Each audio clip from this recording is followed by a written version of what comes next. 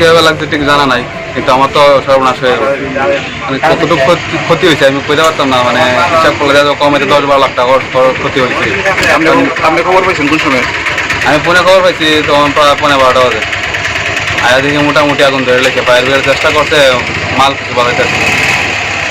আর কি কম আর মানে কোনো ধারণা নাই কিভাবে লাগছে। আনুমানিক ক্ষতি পরিমাণ প্রায় 12 লক্ষ টাকা। এরম তো ওই ঘর, ফার্নিচার, জিনিস, ফ্রিজ, প্রচুর মাল আসলো, তেল জাতীয় মাল, তেলের তখন অনেক বেশি তেল আছিল, সব ধরনের মালই আছে।